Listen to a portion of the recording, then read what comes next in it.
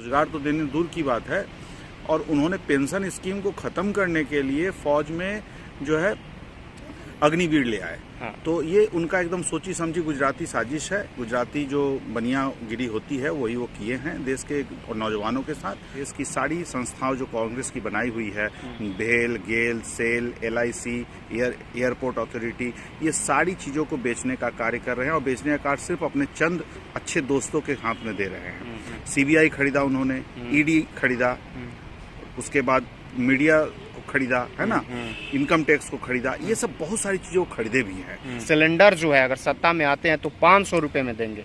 जैसे फिलहाल आपको बता दे तो तेलंगाना में सरकार है कांग्रेस की, वहाँ पे 500 रुपए में सिलेंडर मिलता है। बेंगलोर में सरकार है, वहाँ पे मिलता है। महिलाओं के लिए वहाँ पे बसें फ्री है। जदयू बदल करके पार्टी का नाम पलटू चाचा पार्टी का नाम रखना चाहिए, ठीक है ना। 80 करोड़ लोगों तक पहुँचाना है। ये कांग्रेस कार्यकर्ता हो, पदाधिकारी हो, सभी को दिशा निर्देश।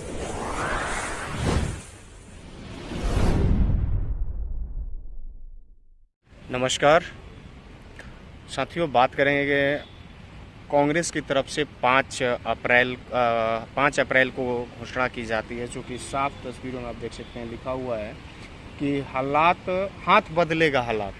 और ये मैनिफेस्टो पेपर है जो कि कांग्रेस के द्वारा जारी किया गया, जिसमें कांग्रेस की तरफ से 5 गारंटी की बात की गई है। जो मैं आपको बताऊं तो पहला है युवा न्याय, फिर है नारी न्याय, फिर है किसान न्याय, उसके बाद श्रमिक, उसके बाद हिस्सेदारी न्याय।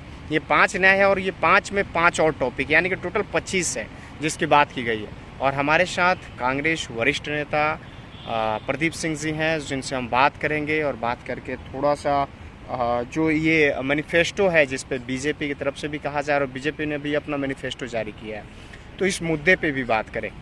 क्योंकि बीजेपी के जो वादे थे 14 में भी था उनका कि साल में 2 करोड़ रोजगार, 15 लाख खाते में, महंगाई कम, बेरोजगारी देश से गायब, ये सब वादे थे जो नहीं।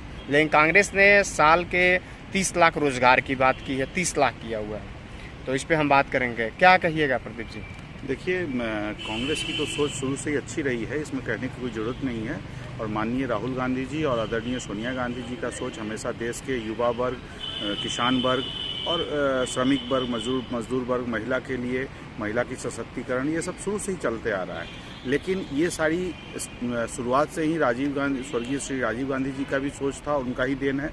लेकिन आज जो है इन सब चीज़ों को बीजेपी भुनाने में लगी हुई है, ठीक है ना। बीजेपी कर कुछ नहीं रही है, सिर्फ बता रही है कि महिलाओं का सशक्तिकरण ये। लेकिन जो बीजेपी माननीय नरेंद्र मोदी प्रधानमंत्री जो हैं 2014 में जो बोले थे कि प्रति वर्ष 2 करोड़ रोजगार देंगे, है ना, और रोजगार तो छोड़ 15-15 लाख हो तो आप लोग सब लोग जानते हैं जुमलाबाजी था।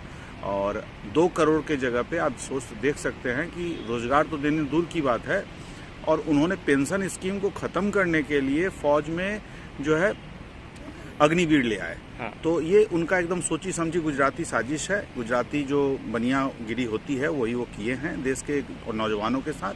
और आने वाला अभी जो चल रहा है इलेक्शन, इसमें आने वाले इलेक्शन के जो रिजल्ट होगा उसमें देश की युवा वर्ग, मजदूर वर्ग, किसान वर्ग, महिला वर्ग सब इनको जवाब देगी।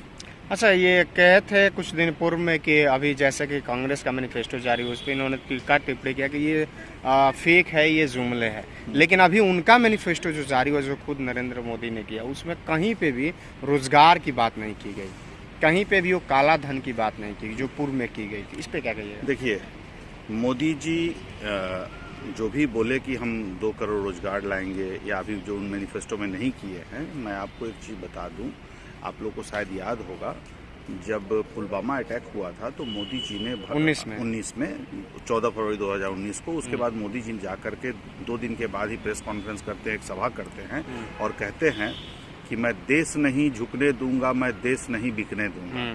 तो आपको पता है कि देश की सारी संस्थाओं जो कांग्रेस की बनाई हुई है, भेल, गेल, सेल, LIC, एयरपोर्ट अथॉरिटी, ये सारी चीज़ों को बेचने का कार्य कर रहे हैं, और बेचने का कार्य सिर्फ अपने चंद अच्छे दोस्तों के हाथ में दे रहे हैं। लेकिन मैं देश की जनता को आपके इस चैनल के माध्यम से बताना चाहूँगा कि ऐसी बात नहीं कि मोदी जी ने कुछ खरीदा नहीं, मोदी जी बहुत कुछ खरीदे हैं। क्या क्या खरीदे हो मैं आपको बताना चाहता हूँ। CBI खरीदा उन्होंने, ED खरीदा, उसके बाद मीडिया खरीदा है ना, इनकम टैक्स को खरीदा, ये सब बहुत सारी चीज़ों को खरीदे भी हैं, जिसका आपको सब लोगों को रिजल्ट दिख अच्छा, रहा इसके पहले ये नहीं खरीदा जाता था क्या? ना, इसके पहले नहीं खरीदा जाता, इसके पहले किसी में ताकत ही नहीं था खरीदने का। ये देश की एक ऐसी संस्था है जिसको कोई खरीद नहीं सकता है, लेकिन मोदी जी एक ऐसे 56 इंच के सीने वाले व्यक्ति हैं जो सब चीज़ों को खरीद सकते हैं। अच्छा, चुनाव आयोग भी सुन में आ रहा है। हाँ, चुनाव आयोग को भी खरीद लिया। मतलब बता तो रहा हूँ कि देश की सारी जो सरकारी संस्थाएं हैं उनको मोदी जी खरीद चुके हैं, सुप्रीम कोर्ट छोड़ के। सुप्रीम कोर्ट को छोड़ करके। बस सुप्रीम कोर्ट के मुख्य न्यायाधीश जो हैं DY चंद्रचूड़, वो एक ऐसे व्यक्ति हैं, उन्हीं की वजह से कुछ थोड़ी बहुत जो भारत में संविधान और संविधान के तहत जो चीज़ बची हुई है वो बस उनकी देन है, सुप्रीम कोर्ट न्यायपालिका की देन है। अदरवाइज तो सब कुछ ये बेच चुके हैं। और देखिए, कांग्रेस का न्याय पत्र में जहां तक जो चीजें है कि महिलाओं की बात की गई है, रोजगार की बात की गई है, साथ ही साथ एक चीज और की बात की गई है कि सिलेंडर जो है अगर सत्ता में आते हैं तो 500 रुपए में देंगे। जैसे फिलहाल आपको बता दे तो तेलंगाना में सरकार है कांग्रेस को, वहाँ पे 500 रुपए में सिलेंडर मिलता है। बेंगलोर में सरकार है, वहाँ पे मिलता है। महिलाओं के लिए वहाँ पे बसें फ्री है। इस तरह की व्यवस्था, मतलब जब 24 में यानी कि 4 जून को रिजल्ट आता है, कांग्रेस की सरकार बनती है, तो ये सब चीजें मुक्त होगी। दूसरी तरफ उधर बिहार में तेजस्वी प्रसाद यादव ने भी घोषणा किया हुआ है कि 1 करोड़ रोजगार देंगे।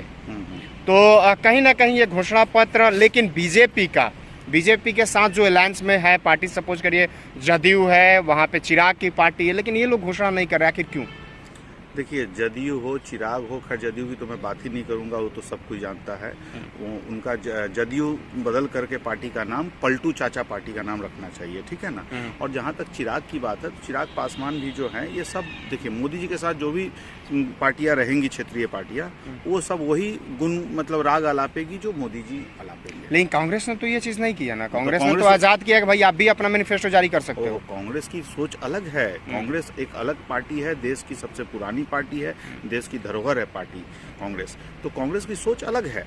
हाँ, ये मैं मानता हूँ कि आज के दिन कांग्रेस में कुछ ऐसे गलत तत्व के हमारे घुस गए हैं अंदर में, जो कांग्रेस को अंदर की तरह दीमक की तरह खा रहे हैं, खोखला कर रहे हैं। तो कांग्रेस आला कमान भी इस चीज़ को अब धीरे धीरे जानने लगे हैं, और कांग्रेस की मजबूती के लिए इन सब लोगों को साइडलाइन किया जाएगा बहुत जल्द। आप लोग देखेंगे चुनाव के बाद।